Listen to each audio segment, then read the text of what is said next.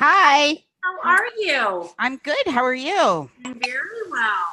Excellent. You're so punctual, Miss Liz. I am. I know. I have a thing about that. That's fantastic. Yeah. I don't know. I have a thing about being on time. I like to be at least a couple minutes early. Yep. Nice. Yeah. How are you? And good. How's your week been so far? Hey, Ahmed. Hi. Yeah, good. Yeah. Hmm. What have you been up to? Well, I teach at a number of the small business enterprise centers around the GTA. I teach part of their entrepreneurial program, so I've been doing that.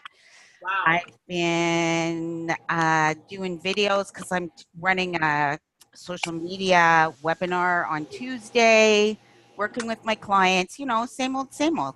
Wow, that's fantastic. Are you excited about the workshop you're doing on Tuesday? Yeah, it'll be good. Wow, good for you. You are super busy. Yes, I am, as are we all. Yes. Oh my gosh, yes. Yeah, 100%. My deadlines are pretty crazy right now. I get up, like, I think I told you guys last week, or maybe I did, I don't know. You did that. You get up at 4:30. Yeah, it's kind of nuts. It is kind of nuts. I know. And I definitely felt it this afternoon because it's like I really didn't stop since 4:30 in the morning. And then all of a sudden it was like 4:30 and I was like, oh my gosh, Michelle, I need to step away from my computer. Like I'm starting to feel a little kind of funny. I'm like, I think I need a cup of tea. Crazy. I'm excited for your party on the 28th of July, though. I know. We're going to have so much fun. Mm-hmm. Yeah. It'll be good to see everybody in person again. I know. Did everyone see that invite? Has everyone RSVP'd? I'm trying to think if everyone has. Yep. Yes. Jen, you're away though, aren't you? Yeah. Can you guys hear me? Yep. Yeah. My sister-in-law is turning 50 that day, so her party's that day. Wow. Yeah. So I would have loved to go though. I know. It's going to be fun. Yeah. Jen, the other Jen Mercer, Yeah. did you see the invitation? No, I didn't. What invitation for what? For a party at my house on the 28th of July. Oh, July 28th? Yep. Yes. Why? Was that an email or? It's a Facebook event, but it was from it's from my personal one because of course it's a private party. Oh, okay. I can't set up an event in the PPA without it being public. That would be a big party. Oh my God. Sorry, you said July 28th? July 28th, correct. Okay, amazing. I'll just check my calendar. I'm sorry I missed that. No, don't even worry. And I also invited spouses as well. So it's not just for you. So definitely bring your husband with you. Oh, nice. Yeah. I know, Omid, you've RSVP'd as well. I saw yours. Karen, are you and Evan coming? We'd love to. I just need to double check some things because he currently works afternoon, so I can't say for sure that he's going to be able to make it. But thank you so much for inviting us to your home. That's so nice. I know. I think we're going to have a lot of fun. It's just, you know what? It's going to be great because then all of you as leaders are going to get to meet each other. And then there's going to be some other people that have association with the PPA as well. So I think it's just going to be super fun. Sherry got her hair. Hi. Looks amazing. It looks so good. I posted on your Facebook page. Thank you. Sexy. Oh my God. And a little bit nasty, saucy, because I wanted to go, like we were debating how far, because I wanted to take the whole gray, and I was like, well, so how far do we go? And like, well, we could dye this, and I was like, oh God, just cut it. Just cut it. So then when we made that decision, I was like, okay, let's cut it. Like, let's do it. Let's shave it. Let's go crazy. It's gross. It's just hair. Why do we it's been a very interesting journey to go gray, and how much I'm invested in my hair and how much other people are invested in your hair. Yeah. Weird. Yes, I completely agree. I'm actually actually going to get my hair done tomorrow. It's like so overdue. And because we have a wedding on Saturday. So I was like, you have to fit me in. And they were like, oh, Heidi, and I'm like, no, you don't understand. I have a wedding to go to. Please, would you do something here? It's true. But the thing is, the part that was fascinating, and I'm going to write about it, is the gray. Yes. The gray women aging. And the biggest resistance came from other women my age. Yeah, I can totally see that. We talked about that in the cab on the way to axe throwing. So good for you to own your crone, girlfriend. Shocking. And I really think this whole own your crone process has been so fascinating.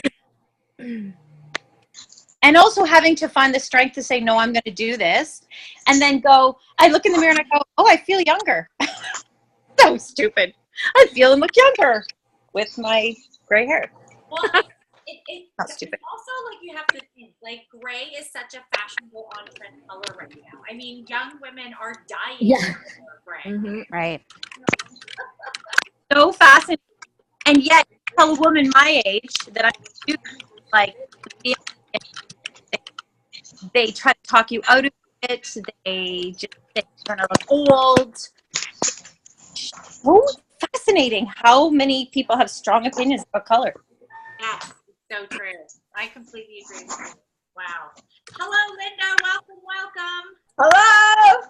We can't see you, but we know you're here. Oh, here I am. Hi, there you are. Welcome, welcome. How are you, Linda? I'm great. I'm good. Good. You had a good week so far? Linda? Did you have a good week so far? Oh, are you talking to me? Yes. Yes. Yes, I did. Good. Okay, well, I need to ask, how did the journaling go? You know what? It's a struggle. I did my gratitude journal every day. The other one I missed a few times, 3 or 4, I think. Yeah, I struggle with it, but it's okay. At least I did something. Yeah, no, you got to start somewhere. Exactly. Jen Mercer, you have never journaled. How did it go for you? Well, my nighttime journaling was a no-go because what I realized was that I waited for the house to settle down and the kids to be in bed, and I fell asleep waiting every single night. And then the one night I got up in the middle of the night, I said, okay, I'm going to do it now, but I couldn't see anything. And I was like, gonna turn the lights on. And I was like, okay, I'm not waking them all up for this. Yeah. So I learned that my 4 o'clock in the morning or 5 o'clock when my older son goes off to school and my husband leaves with him and my little one is still sleeping, that's the perfect time. Perfect. Because it's quiet. Yeah. So I just had to find the right time. Because it is even to do this call is like my little guy's like in the other room. Here's a movie. Here's popcorn. Here's water. My other boys will be coming like through the house, but I can't go to the office because there was like 25 ballerinas coming through the door as I was like leaving. So I was like, I have to find a place to do the call. So finding a little bit of time is sometimes tricky for me, but. No, listen, Jen, pat yourself on the back. You found a time. And I did, yeah. That's incredible. And I enjoy it. Is fine. You don't have to do it in the morning, in the evening. That's just right. a process with the 5-minute journal. But if your time is just in the morning, then it's perfect for you. Yeah. And what I found was in the evening, instead of writing it down, I would kind of go through the gratitude part of things before I went to bed. And it actually kind of eased my mind and kind of allowed me to calm down. Like, because I'm usually like, go, and then crash. But it was kind of like a nice transition for me. So although I didn't write it down, I thought about it. Only thing I'm going to suggest is in the evening, Yeah. instead of just thinking about it, actually just say it. Okay. Say Yeah. the words. That's much more powerful. Saying it out loud and writing are the 2 powerful ways to go into that place of gratitude. So even if you're like, laying beside your husband, you don't want him to hear you, just kind of mouth it. As long as you're like letting that out and it's not just a thought, that'll be more powerful for you. Okay, cool. Thank you for that. Yeah, no worries. Okay, Definitely. Jen, how was the journaling for you? I struggled with it a little. I just No, I'll arm it when I'm leaving. I don't know Thank how you. I got so busy, but I seem to be like ridiculously busy, and between work and then school and this and everything, I'm like running around like a chicken with my head cut off. But I did get some done. I just wrote a note to figure out better timing, or like to make the time, because I'm just like I have to wake up so early in the morning to get to work that there's no time in the morning, and I'm just so tired at night that. But if I have time to be on my phone at night, I have time to journal. Ew, oh my gosh, there you go. I kind of love that we're doing excuses today. Yeah. Exactly. Amazing. Okay, Liz, what about you? Yeah, I struggled with it too. Okay. I've gone back and forth between the 5-minute journal. I've come to the conclusion it's the wrong format for me. Okay. So I'm sort of back into my old habit of journaling, more of the emotional journal, with gratitude mixed in, but I'm still very inconsistent. Like if I feel like doing it, I do it, but I'm not forcing myself to do it every day because it doesn't feel authentic to me. Mm-hmm. Listen, you guys have to figure out what's going to work for you, most definitely. The gratitude part is probably the most important part. But if you are, and that's why, to Jen Mercer, I said about like just saying it out loud, like to bring that gratitude in your life, just say it. That's going to be just as well, I did record my affirmations as per Victoria. Yeah.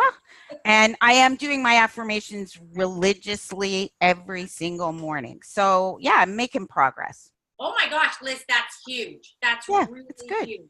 Good for you. Good for you. Karen, what about you?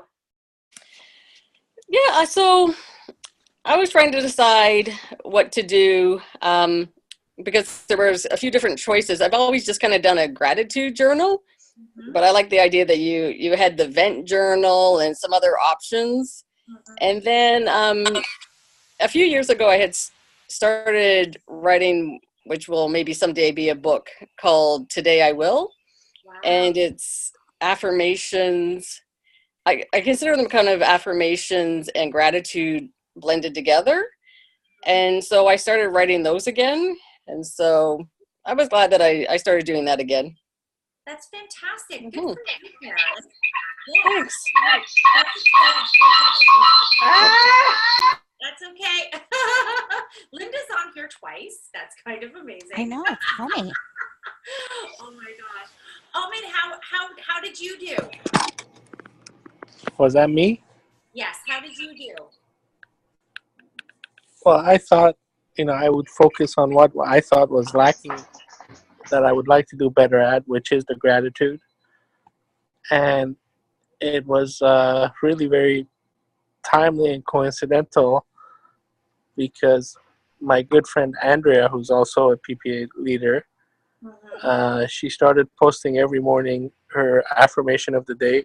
Yes. This week. So it was perfect timing. It was like, okay, I'm going to start collecting those and I'm going to start adding mine. And that's becoming my journal. And what I've decided to do is instead of just writing on end, taking your tips from last meeting, is in the mornings I write down the set, and they tend to now stick with me through the day.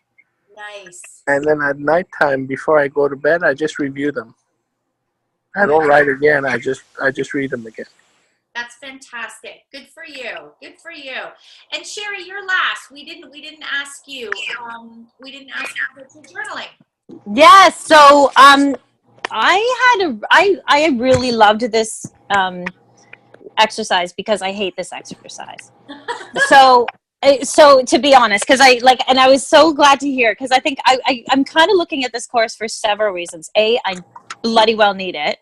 And secondly, how do we teach it? So I was watching, and I'm interested to listen to how everyone's listening and going, yeah, people struggle with this because it's the consistency, right? And I was like, oh, good, I'm not alone. And how do I find in my life to do what I need to do, which is get all these thoughts out of my head and put them on paper. And so I also have this crazy ADHD brain. So it's a great ADHD brain. It's just that, like, oh, squirrel, everything distracts me. So what I've started to do is slightly different. I was reading a documentary about Benjamin Franklin, Oh my God. and he carries a journal around with him all the time. He used to have one just all the time. So it would be for creative thoughts. It'd be for anything. So this week, instead of like, oh, I'm going to do this structure, because for me, it's a recipe for failure, saying I have to show up at the same time every day because I'm a free horse. So what I said was, I have to be disciplined to do it every day. So I have to show up in the morning and to make sure. So I did show up every day. And what I did was, though, instead was I just created moments. Like I said, okay, this is a gratitude moment. And so I wrote that out. And then, I need to work this out. I'm having this rough time. Like, I really love I'm reading Victoria's book at the same time. You know, the one I mean, the black book. Yeah.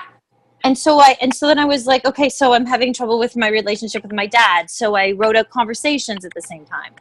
But it's all in the same book. And I just did it when I needed to do it. And what I'm finding is it's profoundly helpful because, I would go back and I get it out, and then I'd go away and I'd come back and read it. So even if it was my gratitude sections, which I love to sit and write flowery gratitude moments, then I go back and go, oh yeah. And I had them on hand when I was feeling like crap. And then I go back to my gratitude moment, but it's all in the same book. And that for me worked better. And I didn't feel like a failure because I didn't show up at 8:00 every morning, because every morning's different. And right now, and I've like, so that I actually felt like the success was I found a way to journal that works for me. Amazing. Yeah. That's it. And that's the thing, guys. You're going to figure it out. I mean, yeah, it was cool. Schedules are different. You're all very different people. Even last week when we got to the end, we had a whole discussion about, some people are like, I'm very much, I think I need different books. And, Liz was like, no, I think I need to just have like the one book. And then others were like, I think I'm going to put tabs in mine. So I have different sections. So everyone's going to do it differently. And you guys have to figure out what's going to work for you. What's great about the workshop is the fact that, like, everything was there. And now you've got to implement it into your life how you want it. There are no rules when it comes to your life. There isn't. But what I do appreciate, Heidi, is that we are doing it, and I hated it. I was like, oh God, I don't want to do this, right? Like, I'm not lying to you. I was like, it's like one of those should things. And I really appreciated that you called attention to it, you brought it to us, and that we now are making it a priority, because it is a priority, just like exercise. And so I see how valuable it is doing it one week. I'm excited for the future. The end. Amazingness, guys. Thank you. Listen, thanks for showing up today. Truly authentic and vulnerable and honest. Because you all could have just said, yeah, I totally did. I mean, I'm not marking your journals. I'm not looking at it. It's a private thing. But you didn't. And so that speaks volumes about all of you. So my gosh, thank you for that. But let's get started on excuses, because this is a fantastic workshop. This is actually one of my favorite, only because it's like, what? There's like a lot of awareness can come out of going through this one. So of course, we've all heard these particular excuses. It wasn't my fault. Oh my gosh, that is like one of the number one we've probably heard. She made me do it. Everyone else was doing it. I'm sorry, but there's always that one. That is a huge one. And that one can like destroy relationships, that one. And of course, he started it. So all of these, the majority of the time, okay, who has all heard those excuses? Raise your hand. Every single one of them. Every single one of those excuses, I know we've all heard. And for some people, these phrases may bring back memories of your childhood, right? They really do. Or you may have heard these statements from your friends, family, or kids. On a regular basis, you may still be hearing these. Despite sounding childish, everyone has said something similar in their adult life to a spouse, a family member, a boss, a coworker, or a friend. It just happens. And I have to tell you, probably the number one that is there that we still say as adults is, I'm sorry, but. Okay? So what are excuses? What are these things? So excuses are often used to deny responsibility. Fully, hands down, that's what it is. They occur when people feel attacked and they automatically become defensive. It is a defense mechanism. That's what excuses are. Excuse making is a behavior we express that hurts our own performance and motivation when we do this. And that's why even like in Impact, we said things like, don't use the word try. Because the moment you say the word try, that is your excuse. You are giving yourself permission not to succeed in anything because you're just going to try. That's an excuse. It serves as a distraction of sorts that prevents us from achieving the task, but it stems from a deeper unconscious desire to protect ourselves against anxiety and shame. And those two words, anxiety and shame, we're going to talk further about because they're huge.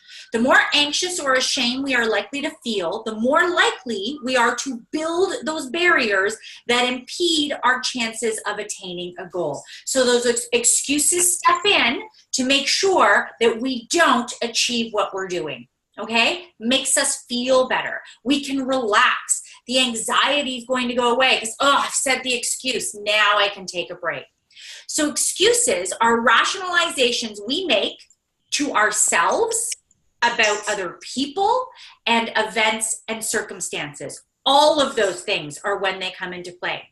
They are invented reasons we create to defend our behavior, to neglect taking a particular kind of action as a means of negating responsibility.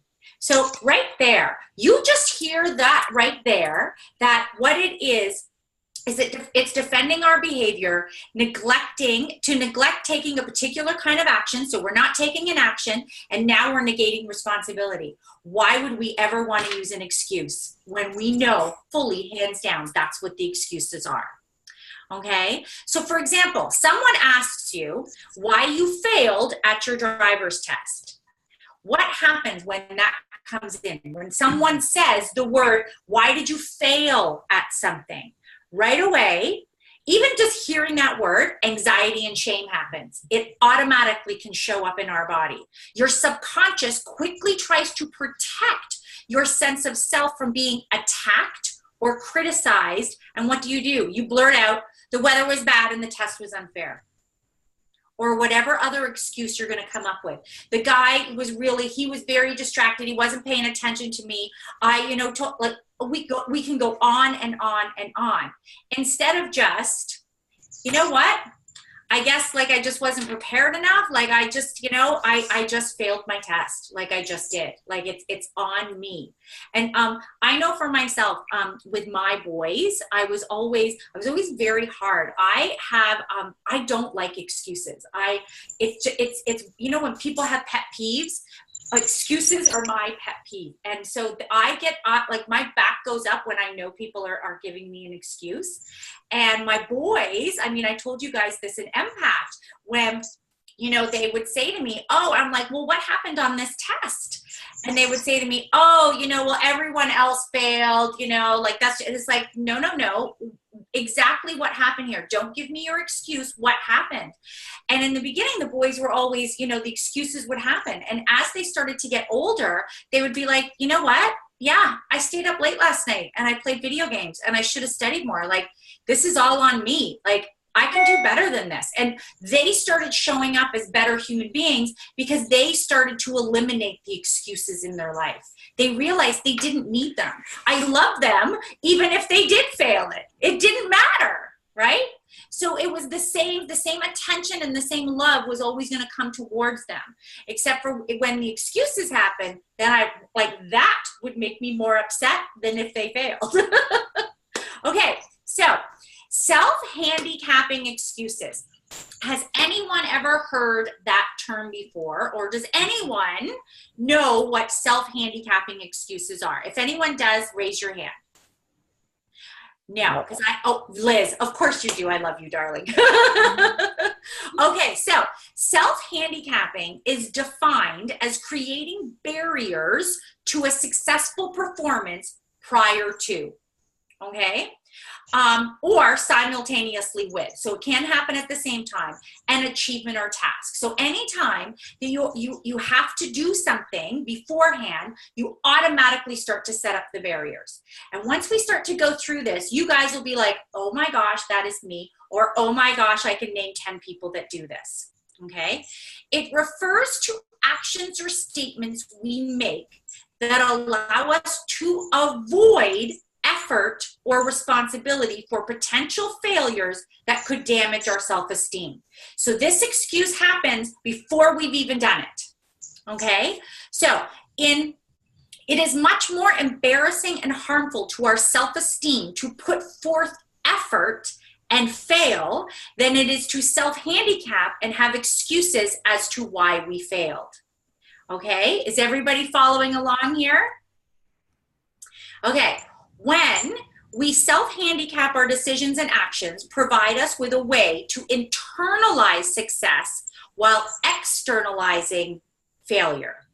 In other words, self-handicapping lets us take the credit for our successes while blaming other external factors for our failures. So first of all, what happens with self-handicapping is we are always going to take the credit for our successes, okay? But we're still going to set up that self-handicapping excuse just in case we don't. We've warned everyone what the situation was, okay? So there are two methods that people use to self-handicap. The first one is behavioral. So this is when they make a task harder for themselves in fear of not successfully completing the task. So this is the behavioral self-handicapping. So that if they do in fact fail, they can simply place the blame on the obstacle rather than placing the blame on themselves. So this is when you intentionally put an obstacle in front of you so you can blame that, so it's never your fault why you failed. This is known to researchers as behavioral handicapping, in which the individual actually creates the obstacle to the performance. So here's a perfect example. You're staying out late. You know what? Liz has invited me out to dinner. Tomorrow I have a very, very important job interview that I'm going to, but Liz has invited me to dinner, so I say yes. So, and I even say to myself before I go out, you know what, I definitely got to make sure that I get home early. I've got to have this really, I've got a job interview. But then we're sitting there and Liz is just like, oh, you know what, like we should have another drink. And you're like, you know what, I'm going to have another one. And I stay out way too late because I just keep having more drinks. So then the next day, I'm tired and I'm hungover. So now I can actually blame the fact that I had too many drinks and I was hungover. I went out with Liz. This is what happened. And that's why I didn't get the job. I've self-handicapped myself with an obstacle. And this one happens a lot. How many of you know people that do this? They just automatically set themselves up for failure with some sort of obstacle. There are a lot of people that do this one to themselves by filling their schedule with too many things. So I have this one girlfriend, oh my gosh, I have this one girlfriend where she literally schedules so many things throughout a day, social things as well, that she's always running late. Always. So her excuse to always running late is because she's just like, listen, I've just got so much on my plate. I just, I made so many plans today or whatever it was. The thing is some of these plans are social.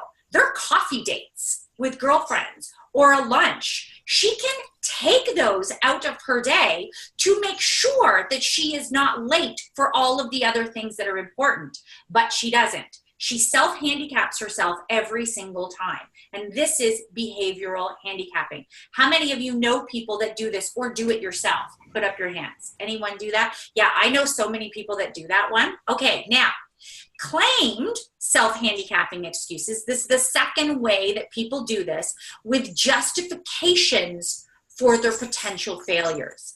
If they do not succeed in the task, they can point to their excuses as the reason for their failures. The individual merely states that an obstacle to performance exists. Example, this is a person that has a great big presentation to do, but before she does the presentation in front of all of her coworkers, she says to everyone, oh my God, just to let you guys know, like I have a wicked headache today before we start this presentation. And then she does the presentation. If the presentation goes badly, well, it's because she had a really bad headache, right? If the presentation, so here is a perfect example as well, how people also are able to lean on their excuses, but they're also to celebrate their wins. If that person did an incredible presentation, then they say, oh my gosh, I can't believe how well that went, even with a headache. So literally, and how many people do you know that do that one? They're always like, oh, I'm so tired today. You know, I really hope this goes well. I hope I have a great day because I'm just so exhausted. That's probably the number one excuse we all hear from people. They automatically, the moment they see you, tell you an excuse. The moment. And for me, that one's always the hard one, because when people, the moment I like meet up with them and the first thing out of their mouth is an excuse, you all know that that's my pet peeve. It's like my back goes up and I'm like, oh my goodness, you are self-handicapping yourself right now. You are self-handicapping yourself. So that's what that is. Is there any questions about self-handicapping? I do have questions for you. I have a question, Heidi. So what about, and I say this as somebody who, when we self-handicap, but we truly do have something that is like a learning disability or something like that. How do you help people not be in a self-handicapping place, but they truly have a legitimate excuse, reason? Like, it's like it is a reason, right? Okay, so how do you help them navigate that? As long as you are not using it to impede your successes, then it's fine to explain to someone, listen, I'm going to go through this presentation with you, but just to let you know, I'm advising you, I'm taking responsibility. I'm advising you that I have a list. So if there's anything you don't understand, please let me know. You're not preventing your successes. You're not impeding anything that you're doing there by letting people, you're not putting an obstacle in front of yourself that if some people don't understand, it's because of that. There is a difference to that. You're taking responsibility as opposed to putting an excuse out there for I see what you're saying. what's going to happen. So that's the thing. When we go back to the beginning with excuses, the difference is an excuse is done when you don't want to take responsibility for something. Also, yes, okay. Sherry, that you're not always showing up in that I'm going to tell you about this because if I am using it as in case I fail. Like I wouldn't show up with it. It's only something that needs to be explained when the time is right for it. Do you agree? Yeah, no, that's really, really interesting. I do, and also I do, and I don't, only in the sense that I think we're straddling these interesting times where there are people with autism and they're adults. So in some ways you have to warn people, like, look, if I'm saying things and I'm making our relationship strained because I have a communication thing, or I need to give you an idea. It's not an excuse. It's not, I'm not excusing this. I'm just sometimes need you to be aware so we can have a healthy conversation. Do you know what I mean? So we have so many people with varying forms of communication that it's not really an excuse. It's truly them. Do you know what I mean? Yeah. You know what my question and the heart of where I'm trying to get is that I tend to set myself up for beating myself or shame that I'm making all these excuses, and they're like, or I feel like, oh my gosh, oh yes, I forgot. But then it's like, wait a minute. No, we're going to put things in place. But some people need to warn you. You know what I mean? Like, I don't know. I'm not articulating myself, but I take a person with autism. You got what I'm saying? Okay. But the thing is, again, it just comes down to, as long as you're not using it as an excuse, Yes. because you're worried of failure or not taking responsibility for something, that's going Right. to be the thing. Self-handicapping is someone is already feeling anxious about something. Mm-hmm. They don't have the self-confidence in what they're doing. So they're going to give that excuse. So if it doesn't go right, they're off the hook for it. It all comes back down to this self-worth and what the motivation is of the excuse rather than reason. The difference between reason and excuse. Okay, great. That's great. I just wanted to bring that part up in the communication. So No, yeah. exactly. If someone was to show up, I'm going to take it out of that whole mental health for a second. Yeah. I'm just saying that that's going to come up as leaders. Just to make sure that it comes out clear enough. If someone showed up, we were going out, to do a 5-kilometer walk. We just did that shopper's run or whatever. And someone shows up and they say, hey guys, just like letting you know, I sprained my ankle last week. Mm-hmm. So I'm going to be much slower. That is a truth. That is a responsibility. Mm-hmm. It is not that she's using it. She still showed up. She didn't show up and go, guys, like, you know what? I'm not going to be able to do this. Like, I've sprained my ankle. She's using it as an excuse. She did show up. So that's happening. So does that explain it a bit better? Yes. Yeah. And I think that helps. I think that really helps. Okay, perfect. Yeah. Okay, we're going to move on. So are there good excuses? Does anyone think there are good excuses? No, only good reasons. Okay. Hey, Jen, your little guy just came on. He's like the most adorable thing ever. Oh my gosh. So, hi there. Hi, honey. Okay, so I'm going to tell you guys something. There are actual good excuses. You can make an excuse. So this is how we're going to now start to really break it down to understand the difference between taking responsibility for something and not. So sometimes there are circumstances that are out of our control, and you need to explain the excuse, okay? Good excuses must come, here's the key, from a place of honesty, and they must be explained. The moment the excuse is then followed by dishonesty, it is no longer a good excuse. Also, the excuse is only a good excuse once it is followed by responsibility. So these are always going to be the key terms that come up. Honesty has to be with it. Taking responsibility, explanation, all of that is good. The moment it goes into dishonesty, it's bad. Okay, so here we go. We're going to go through these. So external. A good excuse is external, coming from the outside of a person. So it's not me. Okay, external factors include the weather, things falling over, anything, any sort of mistake like that, like things that are just completely out of your realm. Inanimate things like this are excellent as they have no intent, and so no blame can occur. They're outside of you. So example, my car broke down. That is an excuse. My car broke down. That is the truth. My car really broke down. The moment you then go into dishonesty, my car broke down, and then, you know, my cell phone was dead, and I couldn't get in touch with a tow truck driver, so that's why I just decided not to make my meeting, okay? So as soon as you follow it up by dishonesty to it, instead of my car broke down, so can we reschedule this meeting till 3 o'clock? I'm calling the tow truck. Everything I'm saying is honest. I'm calling the tow truck. Can we do this? Taking responsibility for that excuse is now good, okay?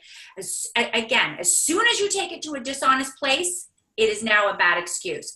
The weather turned nasty, right? So all of a sudden it's like the party outside couldn't happen because we had hail and thunder and lightning. So we had to cancel the party. That actually existed. That happened. But then the moment you're like, you know, maybe the weather didn't hit you. Maybe like the weather did, but then it turned nice later and you just really didn't want to have the party, whatever it is. As soon as you go to a dishonest place, I think you guys are getting the idea here. It's bad. Keep it honest and always take responsibility. Uncontrollable factors are going to happen. Another factor that makes for a good excuse is that you had no control over whatever happened. Maybe you were too far away or had no authority. However, still needs to be properly explained. So, my favorite one, especially when it comes to the authority, is someone comes, to return something, and they're like, I need to return this. It's like, oh, well, you can't. And it's like, oh, okay, then, well, can I speak to someone that could? It's like, well, I don't have the authority to make that decision. So I don't know what I'm going to do to help you here. Like, there's nothing I can do. It's like, it started off right. I have no authority, but then it went to excuses because it doesn't even want to get the manager, doesn't want to talk to anybody, doesn't want to do anything. So what it is the moment you don't have authority, we can all have no authority. It's like, I can't help you with this. I can't help you with this project that you've just brought to my attention. There's nothing I can do to help you with this. Then follow it up, take responsibility. I have no authority over this, but let me get you someone who can. Right? So now it's like, I've told you why I can't help you. I've explained it and I'm going to get you help. But the moment I'm just going to fluff you off and listen, there's nothing that can be done here. Like nothing. It's like, no, that's dishonest, right? So it's not my call. You don't live in the same city, like whatever it is, like there's nothing you can do. It's completely out of your control, but make sure you explain what it is. The next one is unintentional. So if you did do something and it was accidental and you still had the best intention. So you're walking through a store and you knock over this vase and you're like, oh my gosh, like I don't know what happened there. It's like, no, you know exactly what happened there. It's like, I bumped into that. The vase broke. I'm so terribly sorry. What should we do to take care of this? Right? It's like you're always taking responsibility. Some things are just unintentional that happen. Sometimes it's a mistake. Mistakes happen. And that's the thing. A lot of times when mistakes happen, we automatically go into that anxiety and shame place and we start making excuses or blaming other things that it happened. And we can't. We have to. Even though unintentional things happen, it is our responsibility to take that. And I know for myself, like I said, I cannot stand excuses. I will always be the first one to admit if I am wrong. If I have made a mistake, I am the first one to stand up and say it. Because it's like, once you go into excuses, and this happens at work a lot, you can get into situations where you made a mistake and your boss says to you, what happened here? And you're like, oh, I don't know. I mean, like I was talking with Susie or, like this email didn't come in on time or whatever it is. All these excuses happen. And then what happens when that boss finds out that wasn't the case at all? It actually was your fault and your mistake. So all of a sudden, you've lost all respect from your boss. So there are a lot of repercussions that happen when people make excuses. So this is why they really are detrimental to us in so many ways and set us up for failure. So we gotta ditch them all. So does anyone have any questions about the good excuses that we can have in our life? Are we all good? Amazing. Okay, so I've talked a lot about explanations. We talked about that up at the top. So what is the difference between excuses and explanations? So although it can sometimes be unclear, and it can be, there is a difference between an excuse and an explanation. Excuses, people make it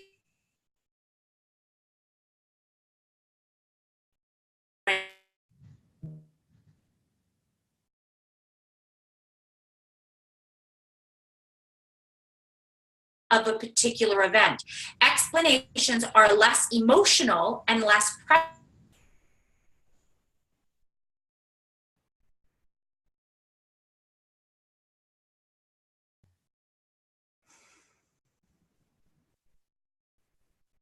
Is it just Heidi who's frozen? Oh, I'm not. I'm Are- not. Yeah. Yeah, Heidi's frozen for me. Heidi's frozen too. for me. I can't hear her either. me neither.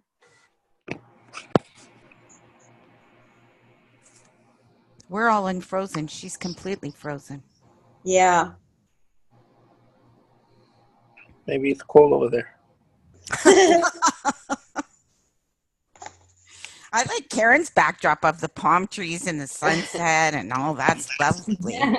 It gets me through the winter. Yeah, she dropped right off, Heidi? She's gonna have to log back in again. Yeah, it's probably what she did. Starting over. But, I'll keep the discussion going.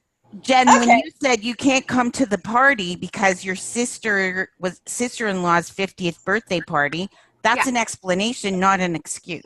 Thank you. Yeah.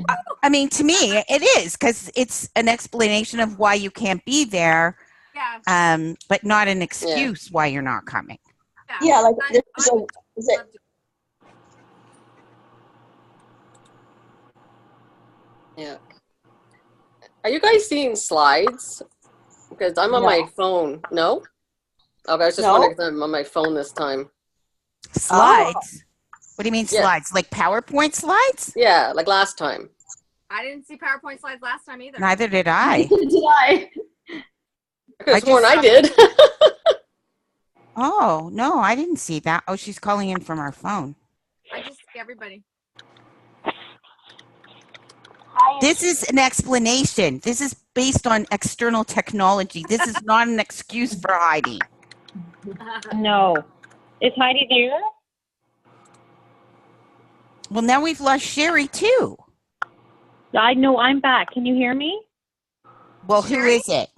It's Sherry. It's Sherry. Sorry. Oh, Sherry. It's We can't Sherry. see you, I'm but back. we can hear you. No, But I Heidi's gone. dialed in because I thought getting rid of my video would help because it maybe was taking too much bandwidth.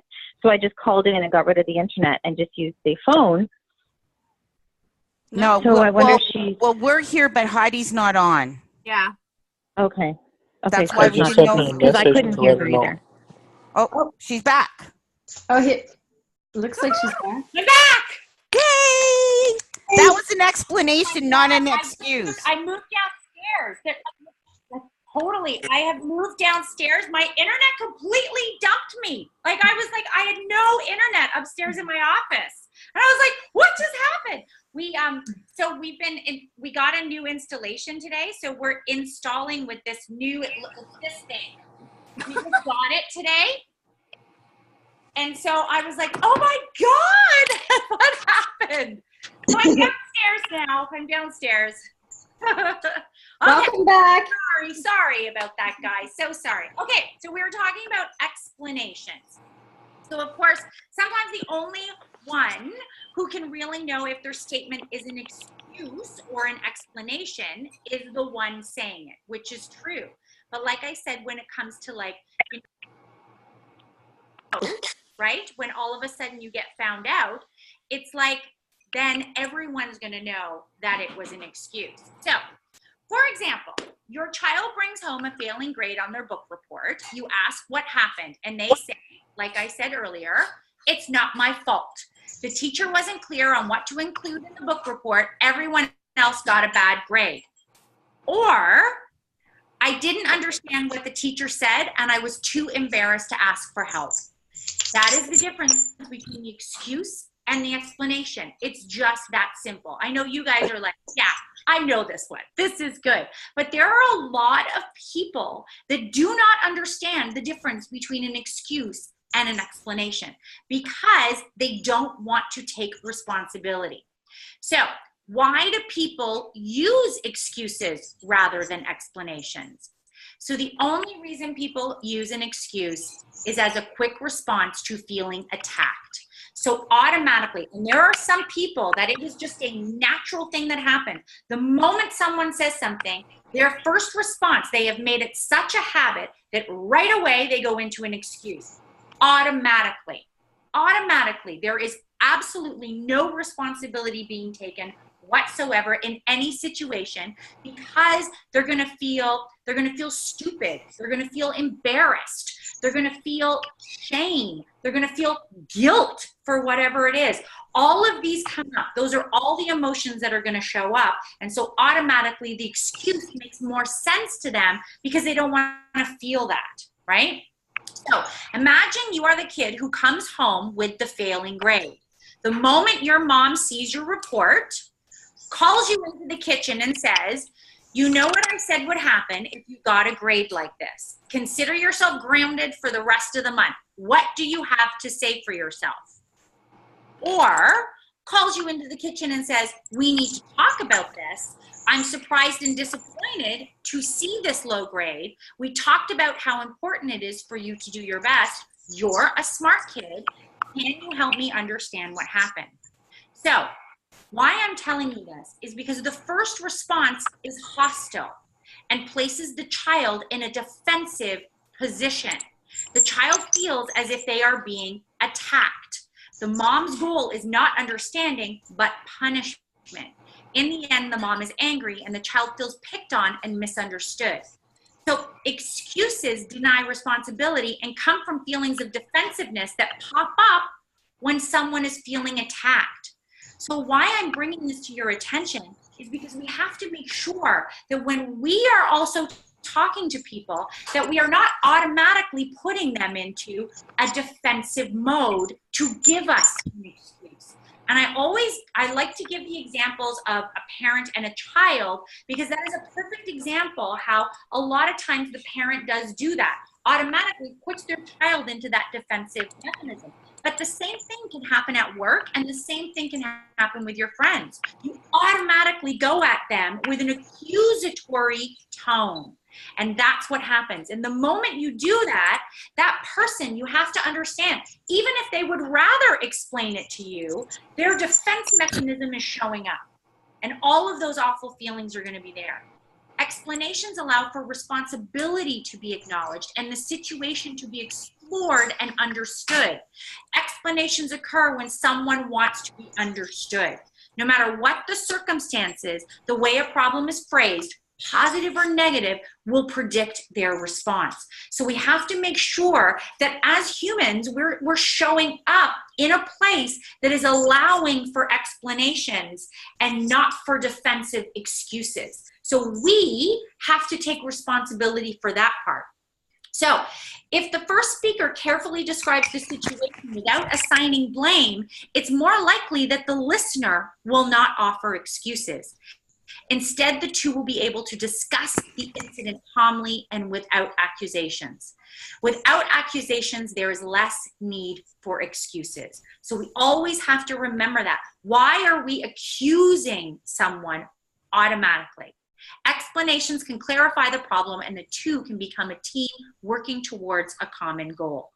So, what is everyone got that? I feel like, Jen, your son is just like, yeah, mom, make sure you're listening. Yes. Mom, you always say no excuses. Right? It's so true. It's so true. Exactly. Okay, so what He's are the enjoying this, actually. I love it. We're teaching them young. Yeah, exactly. Okay, so what are the types of excuses? What are the types that are being used? Excuses are imaginary walls standing between you and your dreams. They're imaginary walls. They keep you from starting a business, writing a book, or traveling the world. Whatever your dream is, that's what they do, okay? The more real excuses seem, the more you're on to something meaningful. So as soon as all of a sudden these excuses are just like, they're so big, they're so real, like I've got emotion attached with the excuses, the more that you're on the right path of what you should be doing. Because what you're doing is you're just constantly putting that wall up, okay? So even though excuses vary from person to person, there are certain excuses that we all tend to make. Excuses come in many forms, and we tend to make them in many different ways. So pay attention to your excuses, as they can teach you more about yourself than you ever thought possible.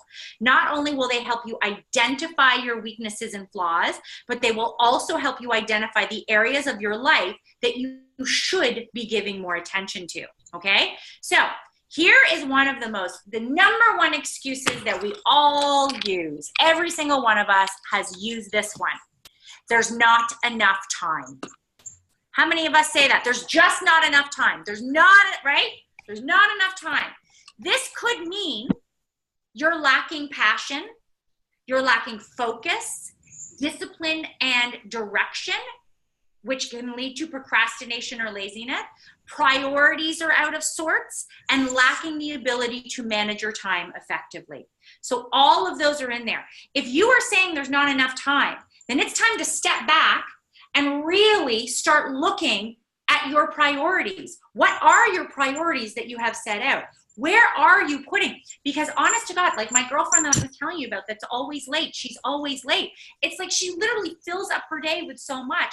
And I know for her, I know the reason why she jams her day like that so incredibly well is because her marriage is really bad. She has a really bad marriage. She's struggling with a lot of emotions in it. And so instead of actually dealing with what's going on in her marriage, she just fills up her life with so much stuff from the moment she gets up to the moment she goes to bed, so she never has to think about a thing, right? So it's like that's what's happening, and that's why she doesn't have enough time. So it's time to step back and go like, what am I doing here? Like if I'm saying there's not enough time, well, that's an excuse I'm making. So I need to figure out how I can have time. Okay. So alternatively, this excuse could indicate that you simply don't value your time or just don't want to take time to do what you feel you must in order to achieve your desired outcomes. When you catch yourself making this excuse, ask yourself, how badly do I want this?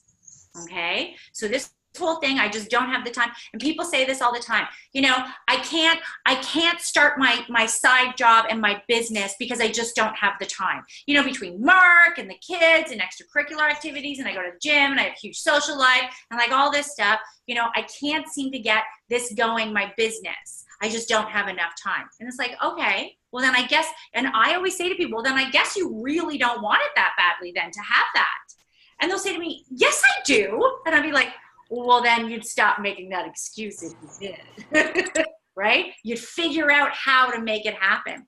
I had the most incredible, insane, ridiculous job at the Marilyn Dennis Show. My hours were ginormous, the stress, the pressure that was on me, and I started the PPA. And I worked there a year where I had the PPA.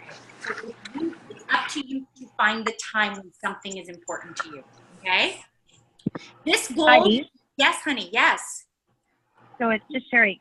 Can I just add for this one because I struggle with this one because I'm still time because how badly I want it. I really didn't have the skill set to do it, and so it's about finding a person that can teach you. Sometimes we literally need to go find someone to teach or find out how you're going to pay someone to organize you so you do have the time. Like I think it's still an excuse to really want to do that. But the thing is if you are moving forward and taking responsibility, it's like if you are, I realize I have an awareness that I don't have enough time. I have an awareness of this. So now I'm going to put into place, see here again, you have the awareness, you're taking responsibility. I'm going to figure out how to raise the money to get that done. I'm going to find people to make that happen, whatever it is.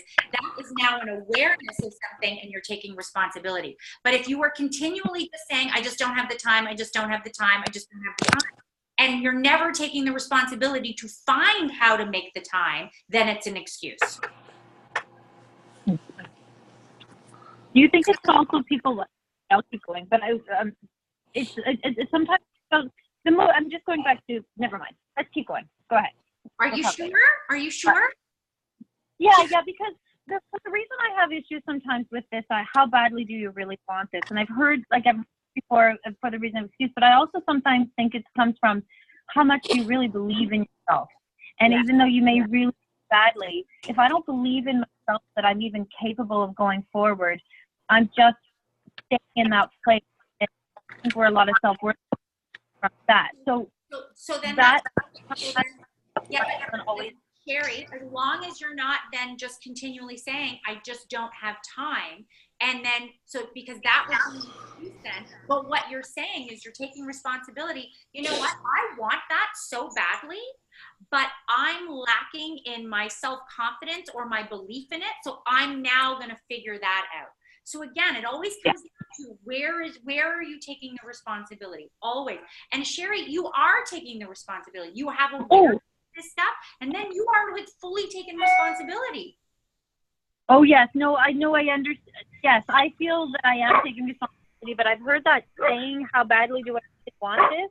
And sometimes that that it affects me in a, like, it makes me feel wrong. Like, it's like, but I do want it, but sometimes, well, stop. That's what I'm just saying, is that sometimes I take exception to that. How badly do I want it? But if I don't believe in myself, and now I do, like, yeah, I'm just saying, I take exception sometimes to that phrase, because it triggers the wrong feeling in me. Because often I can be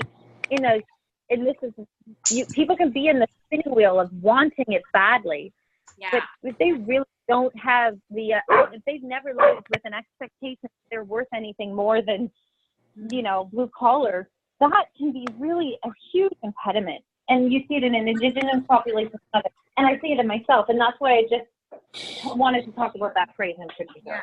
No, 100%.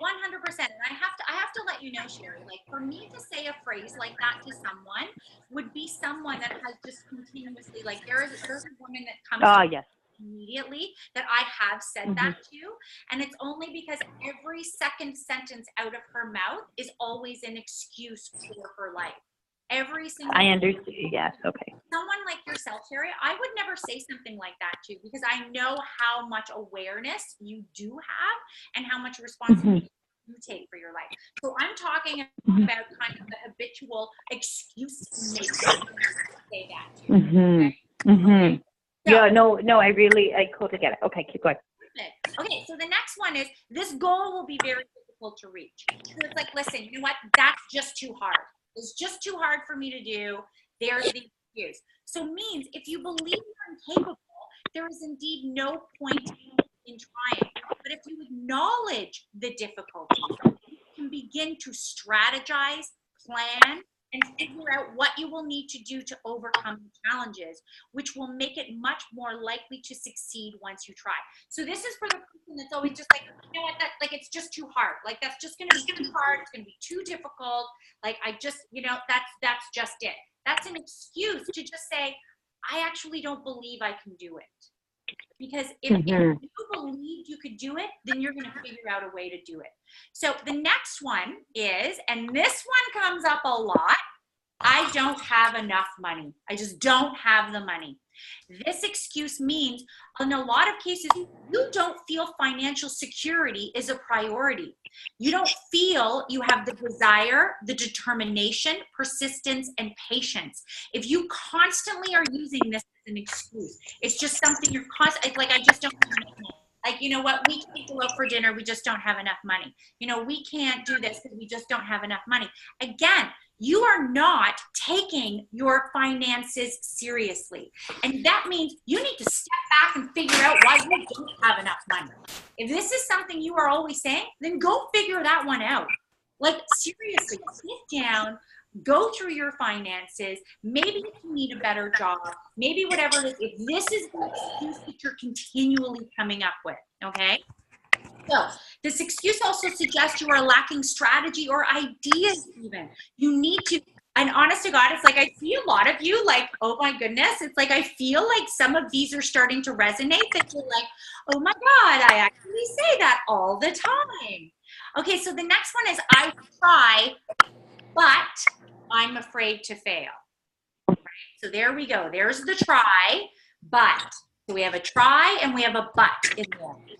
This excuse means you have no intention at all to work towards your dream or goal. No intention. None. People who say, I will try, have given themselves permission to fail. No matter what happens, they can always claim that they tried. Well, I tried. I definitely tried. No, actually you didn't, because from the get-go, you always gave yourself permission to fail. So you're literally setting yourself up to fail. Therefore, if your mind is telling you that you don't even want to try, know that this is actually false and a response to the fear of failure you feel. The good news, acknowledging the fear is the first step to overcoming it. Own your fear and then confront it. And journaling this one will really help. Like this one especially. Because, and you have to also know, as soon as you say try, you're setting yourself up for fail. As soon as you say but, everything after that, like everything before it, everything after it is done. It's butted out. It's over. Okay? So I love this one too. This one just blows my mind. I'm too old or I'm too young to do that.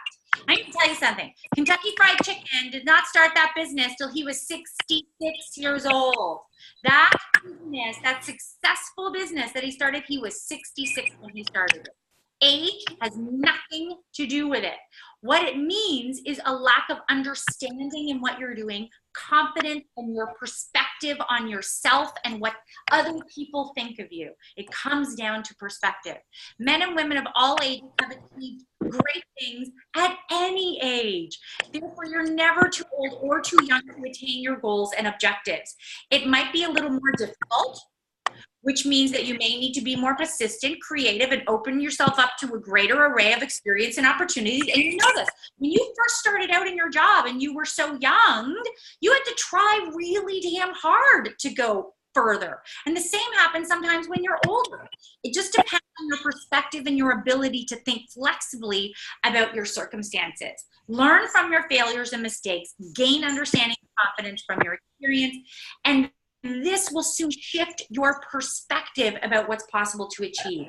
And this happens a lot with people where they feel other people think they're too old or too young. So they just automatically use that as an excuse. So if it doesn't happen, or they fail, or they don't get the job, or they don't go through with their dream, that's okay. You know what? I'm just too old. Okay? So Heidi, I have a question. I Yes. understand all of that. What I don't understand is bullet A, which is that they lack understanding. Can you clarify that for me? Of course. So when someone's like, I'm too old or too young, they lack understanding of what the situation is. So they automatically just say, oh, I'm just too old to do that. I'm too young. So they just don't even have an understanding and implement that into it, that it has something to do with their age. I still don't understand. Okay, so so for instance, if someone got a new smartphone, Right? and gave it to their mother, and their mother was like, you know what, I'm just too old for that. I'm too old to do that. They have a lack of understanding of what it's going to take to figure out this smartphone. Okay. Automatically use the excuse, I'm too old to do that. Okay. You're not Okay. too old. Anybody, my God, a monkey can figure out these smartphones. Do you know what I mean? I do. I get it now. Thank you. Yep. You know what then? Thank you, Liz, for pointing that out. I think I'll actually explain that a little further in A so that people understand it. Okay. If I try really hard and fail, I'll be devastated. So if I try and then it doesn't happen, it doesn't go through, I'm going to be devastated. So what happens then? They just don't do it. They don't do it because, my God, I'm going to be devastated. So again, it comes down to that lack of understanding, that confidence, that knowledge, experience. This often manifests in making self-handicapping excuses, okay, that can be used to explain the failure. So automatically, they're self-handicapping. It's, you know what, it's really, really hard, and I just need to let you know, this is hard. So, like, I'm going to be devastated if this happens. Automatically, I'm going to start with the self-handicapping excuses. The problem is the excuse mindset that turns into a self-fulfilling prophecy. The moment we do that we're putting it out there, I'm going to try really hard, but if it happens, I'll be devastated. You're self-prophesizing that, right? You're automatically setting yourself up for that. By holding back your efforts, you've increased your chances of failure. So that's the thing. It's like, you know what? I'm going to try really hard here. If I try really hard and I fail, oh my goodness, try. There it is again. We've given ourselves permission to fail. Also consider that the road to success is always paved with obstacles, challenges, and problems. Along this path, everyone makes mistakes. However, those who fail are those who simply give up and excuse their life away. So many people, Good one. like, they'll just excuse it away. Definitely. Okay, you know what? I love this one. This is, you know what? It's just not the right time right now. Not the right time for me. That's a huge one that people say. First of all, they have a lack of perspective in what's happening. It's not the right time. That's their perspective. Their perspective is it's not the right time. What if it is the right time, right? Information and resources. So this means that the information and resources, they haven't really even looked into it. It's automatically said it's not the right time. right? Sometimes it's simply not the right time to take action. Sometimes that does happen. If that is a legitimate thing, it is not the right time right now for me to actually sign up for a Beachbody class because I'm 6 months pregnant and I can't be jumping around. See, that is not an excuse. That is a perfectly legitimate explanation why they can't do it. But if it's like, you know what, I can't sign up for that Beachbody thing right now because like I'm busy at work and, you know, the kids and, you know, like I've just got a lot of stuff on my plate. It's just not the right time. Listen, it is. You haven't even looked into how it can even work into your life. More often than not, this is an excuse about your lack of perspective, or you simply don't have the necessary resources to deal with the circumstance at hand. Therefore, your first objective is to acquire the necessary resources you need that will help you attain your desired outcome. Once your resources are in place, and that's so true. If someone's like, you should sign up for this Beachbody. Oh, I just don't have the time. It's not the right time right now. It's just not the right time for me. It's like, yeah, but you haven't even heard how much time it's going to put into your life and how easy it is and how you can just watch it on your own iPad and blah, blah, blah, blah, blah, right? You don't have the resources. So make sure you get everything so you can make the right decision. The moment these items are checked off your list, you will soon find that the right time is always right now.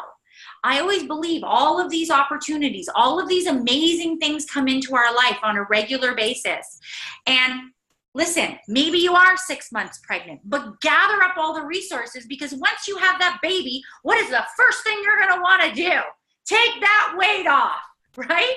So it's like find out what you can so that you have all the resources to always make the right decisions, okay?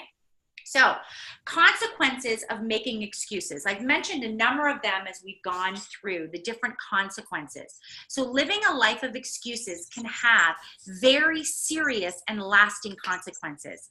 It's also important to understand that our excuses lead to stagnation and a life of regrets. So, and those are big, hard, powerful words. But when you start thinking about every time I'm making an excuse, I am stagnating myself. I'm going to have regrets. I'm going to have guilt. You start putting all of those things in, all of a sudden, you don't want to be making excuses anymore.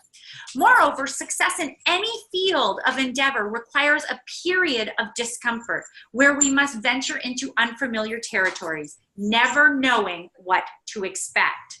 Making excuses can lead to okay, just this list alone, you're going to want to stop making excuses. A lack of responsibility and growth. A lack of that. Growth does not happen. Self-limiting beliefs. That one, it rocks me to my core. The fact that I would have self-limiting beliefs because I've closed myself into my little fortress of excuses. Then I don't have an open mind to see life from so many different perspectives. Counters all of your affirmations. Yes, yes, totally, totally. Massive regrets are going to happen because all of a sudden you've missed out on so much because you're just constantly making excuses. People are off living their dreams, being successful, and you're sitting here and now you're just full of regrets because you let the excuses hold you back. Persistent, pessimistic outlook on life. Fully, hands down. Those excuse makers, that's who they are. Bad judgments.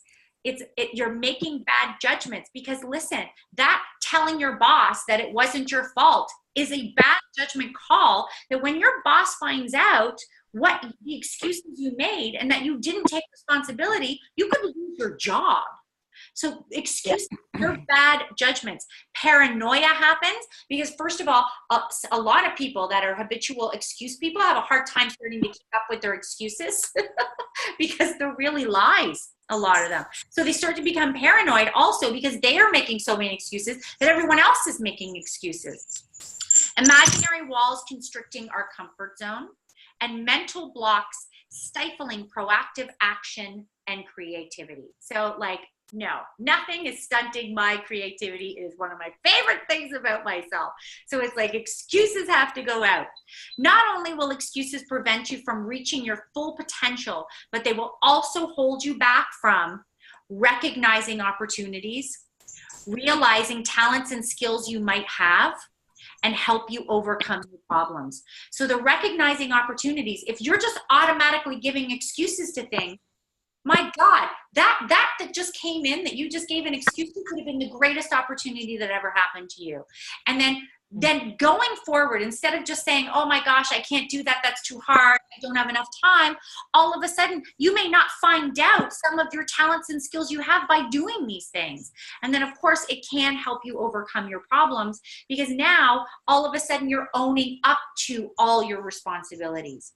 These consequences certainly don't lead to a fulfilling lifestyle at all.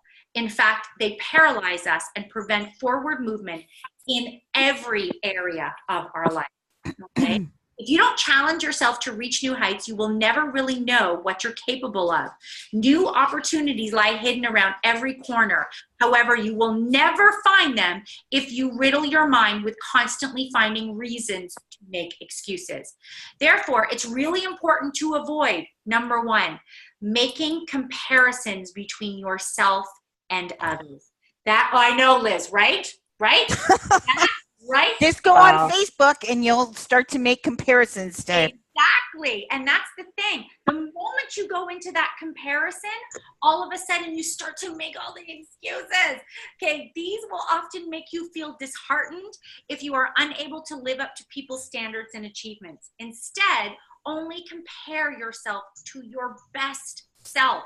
No other comparisons are necessary. If through your highest efforts you surpass your personal best, then that's good enough, at least until your next attempt. Because the moment you start doing that, oh my gosh, you just start making excuses left, right, and center. Dwelling on the past. Oh my gosh, this one is the biggest. How many people use their past as excuses? You know what, I wasn't brought up, you know, my parents weren't the best, I didn't have a great education, we never had enough money, I didn't have a lot of friends. It's all of those past things. We're literally dwelling on the past. The moment we begin dwelling on the past, mistakes or failures, is the moment we begin experiencing the emotion of regret. Yeah. Immediately, we look to point the finger at someone or something else in order to justify our failures, instead of taking responsibility for our decisions and actions. As a result, we begin rationalizing and making excuses for our failed attempts. Okay, things you can automatically implement to prevent excuses. Number one, seek alternative perspectives. Often the excuses we make are a result of a lack of perspective. We simply don't have or know about the bigger picture. It's like looking through a keyhole. You will never see the entire room, but only a small section of that room. But think about it. So it's like you look through that keyhole, you only see this tiny little narrow thing, but the moment you open the door, you see the whole picture. So your excuses are literally limiting you to just looking through a keyhole. So when you go, also reach out to other people for their opinions, comments, and feedback. Get an understanding of how they see the situation before you commit to making your excuses. So honestly, when you're like, you know, I just feel like I don't have enough time. I would love to get some perspective on this from you. Like, how can I shuffle things around? Or what could I do? What is the perspective on my life, right? It's like always reach out to other people before you start making your excuses. Accept full responsibility for failures and mistakes. Hands down. Hands down, this has to exist. Excuses are often made because we simply don't want to take responsibility for our shortcomings. Of course we don't. We feel embarrassed. We feel shamed, like guilt. All of those things come up. Guys, we have to take responsibility for our own lives. When we take full responsibility for our failures and mistakes, we begin to gain confidence in ourselves and our own abilities. Moreover, we begin to feel empowered because life is no longer built upon luck or good fortune, but rather on our ability to successfully adapt to the changing conditions that life throws away. That one is by far one of the hardest things that people have, because it's so hard to go, oh my God, I made a mistake. But you know what? I always ask myself three things. The first one is like when I have to do something that is just like so difficult like that, it's like, I always say, if I'm going to admit this mistake, is the sky going to fall? These are ridiculous questions, but I'm like, no. Is the earth going to open up and swallow me up? No. Am I going to die?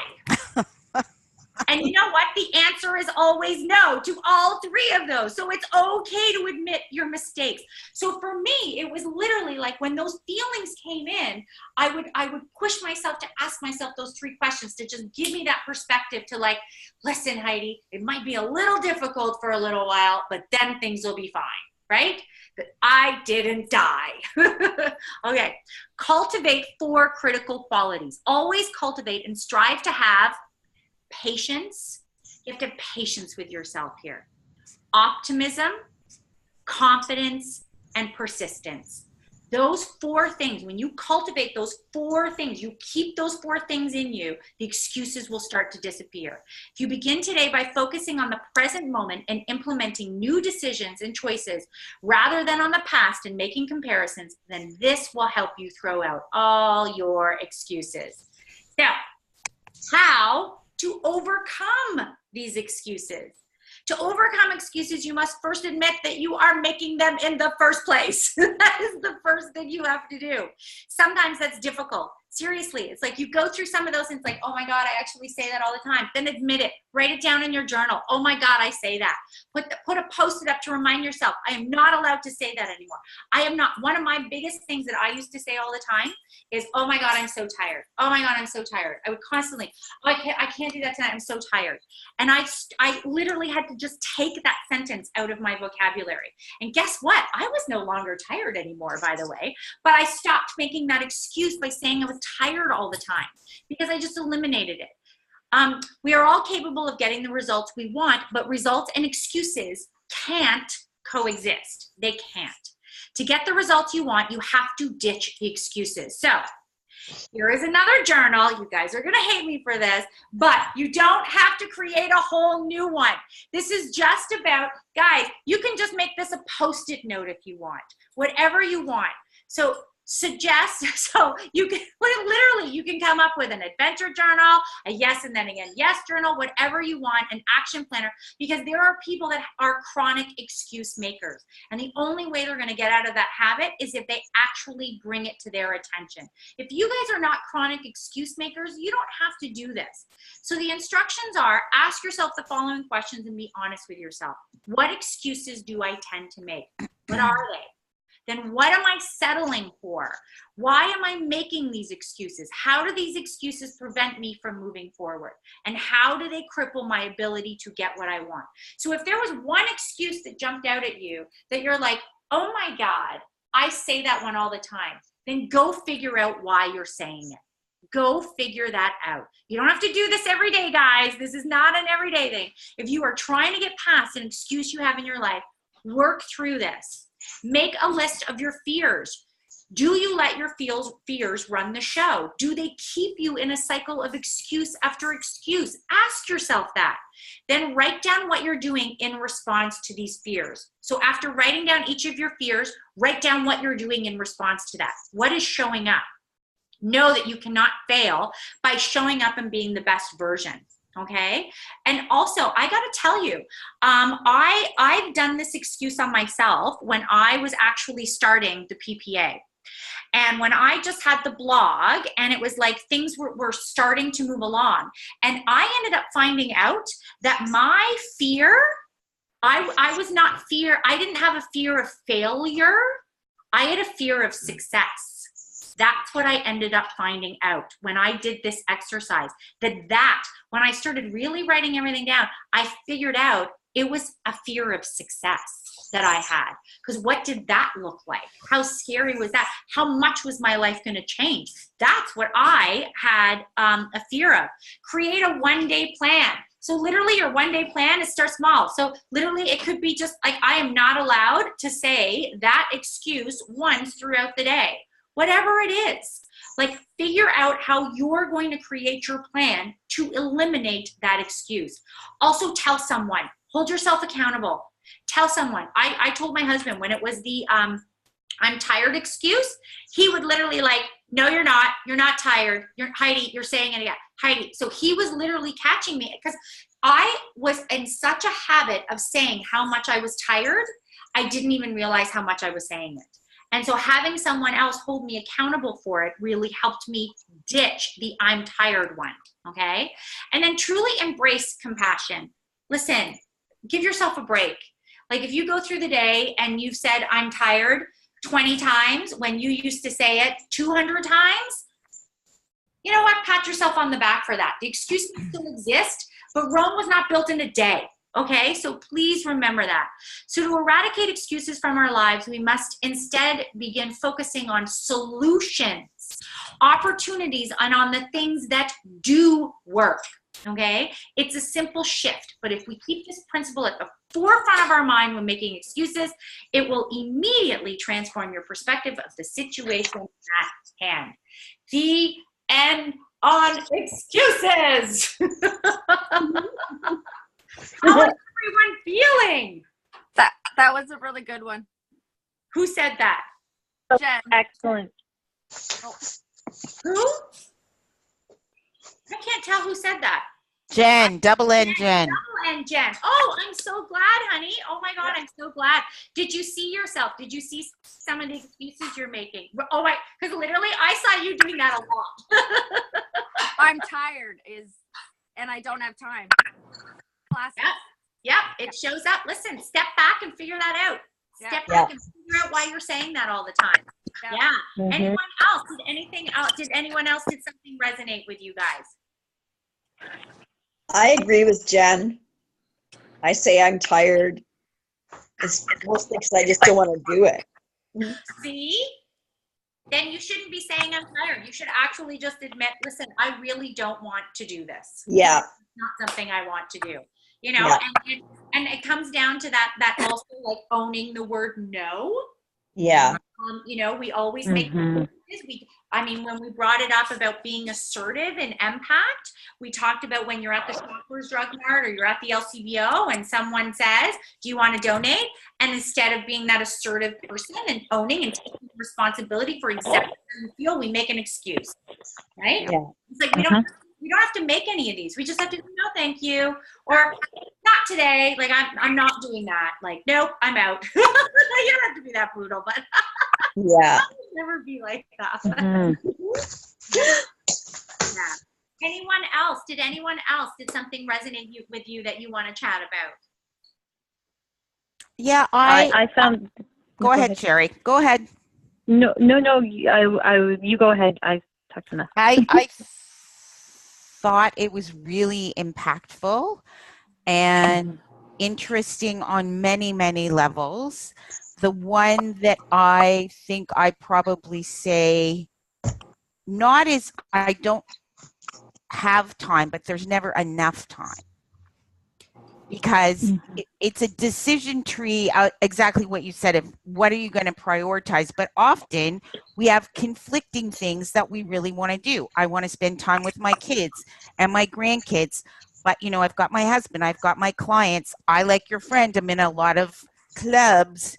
I like my social activities. So it's not that there's no time, it's that is there enough time, which to me really comes down to how do you prioritize things? Yes. Yeah, and it comes down to time management.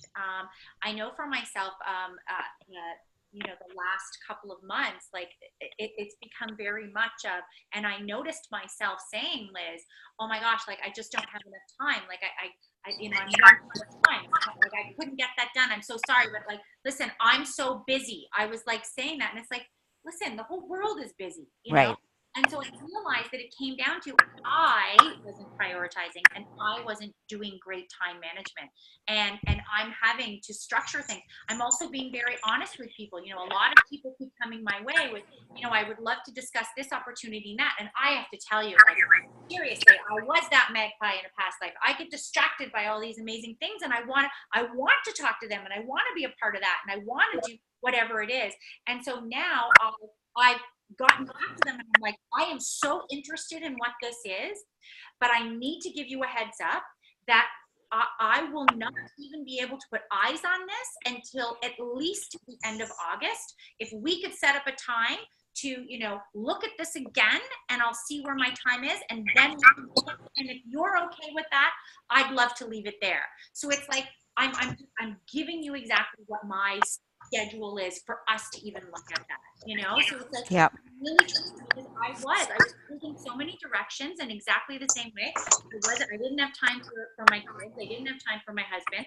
My social life, which I always had the most active social life, and it's something that, like, really, like, I need to connect with friends and do that. Like, that, it warms my heart so much. Like, it's a big part. And all of a sudden my social life completely disappeared. And I couldn't understand why I was feeling sad. And it was because of that. So yeah, listen, we have to step back. And I noticed the excuses were coming, and I was like, okay, that's it. You take a step back. There's the excuses. I don't like this. This isn't me, you know. But yeah, it does. It's huge. Wow. Sherry, what about you? Thank you for sharing. Well, yes. I just think it's the analysis of looking at your excuses that you're making, whether you realize it or not. You know, like now being aware, and then looking at and then writing them down in the journal and saying, okay, sit with that, and what's it telling you? Like, I think that's great, because that step to me took away the shame of the excuse. When I hear excuse, I'm like, oh yeah, I do that, and then it sort of evokes that, oh, I'm such a bad girl, I'm making an excuse, right? But what I love is that when you said, okay, let's see how we can be useful and make that useful, and I really love that step. And the compassion, only compare yourself to your best self. Yeah, that's good. So seeing what is that excuse that you're making, and then let's look at that. And then now when you're at your best self, let's compare yourself to that. So what is it you're dealing with? And forget about the other people around with the excuse. It's just that those two things resonated huge for me. Mm-hmm. Yeah. I love that. Thank you for that. Thank you, Sherry. Omid? Yeah, for me it was a couple of things. As you know, you were talking about your story about, you know, I'm so tired and all that.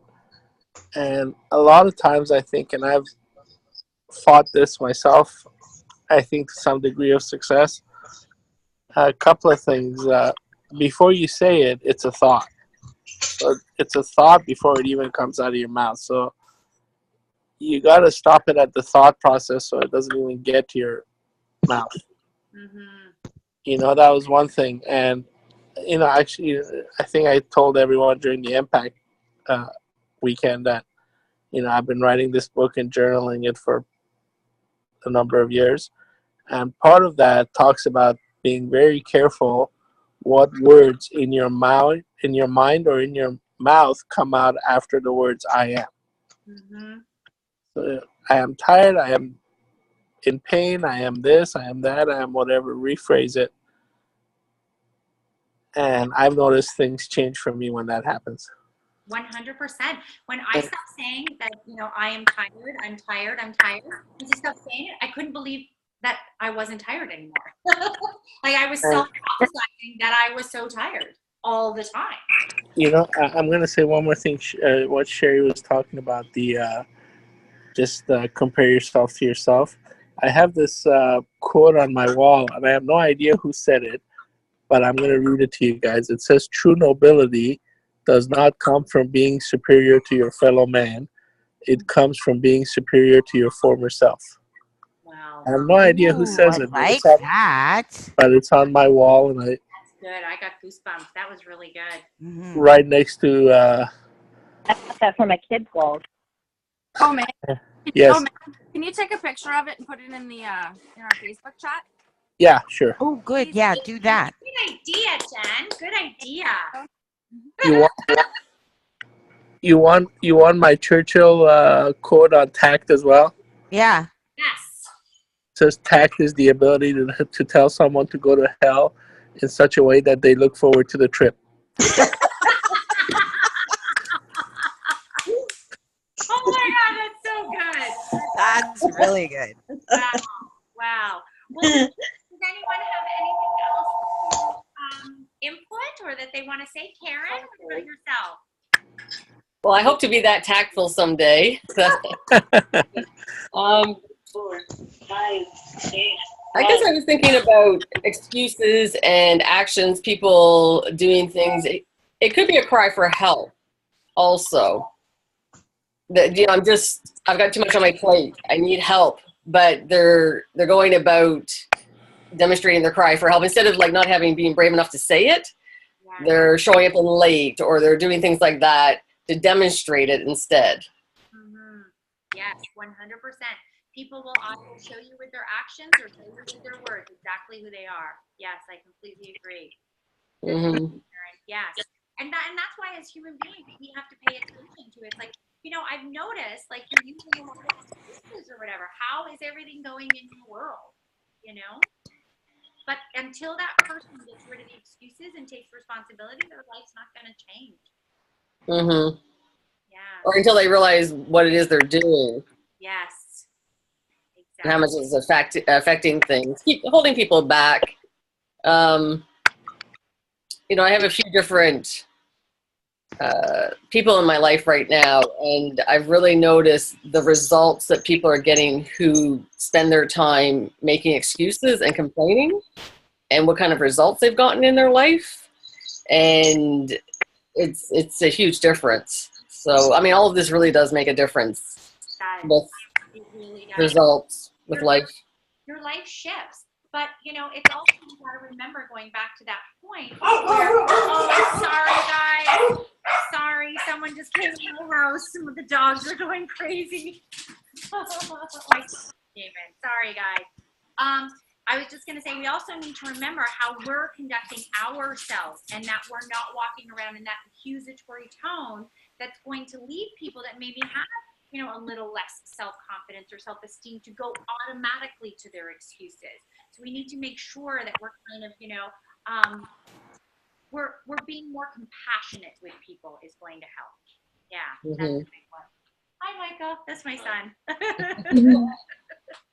Wow. Can I add, Heidi, what I love about this?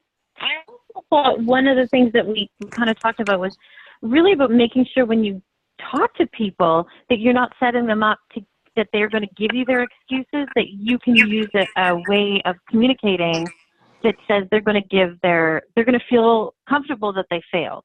Exactly. You know what I mean? So, and we want to encourage failure instead of, like, excuses sounds like they're afraid to fail, and they're afraid to let you down. So they're like bringing you up some excuses. But if you give them that comfort, then they can have a noble way of doing it, just like you did for your son. Then you give them the safe space to be their authentic self, bring into a place where they're feeling attacked, you know. And I think that that's something that I have to really look at, how I'm communicating with my people around me, there, especially the ones closest to me. If I'm getting a lot of excuses, I think that's the only thing we can do if we're getting excuses from others, don't you think? Always. I always think, you know, every interaction we have is also another place for us to grow. You know, and absolutely. On ourselves. Yeah, if you know that person is always giving you the excuses, it's like, well, how am I? Yeah, conducting myself with that person. You know, is there something here, or is it just that we have a conversation and I find out that she's like what Karen said, that she's going through something and she's, you know, around her with excuses. So it's like, yeah, every interaction is going to be another place for us to grow. That's for sure. Well, listen, guys, that was a fantastic one. You guys were really fabulous and interactive today. I absolutely love that. Thank you so much. And if after we leave, always remember, you guys can text if you want to get in touch with me, if you want to reach out to talk about anything else. And you guys are always super chit-chatty in your Facebook group, so that's fantastic. Bye, everybody. Bye, guys. Bye. Have a great week. Bye, guys.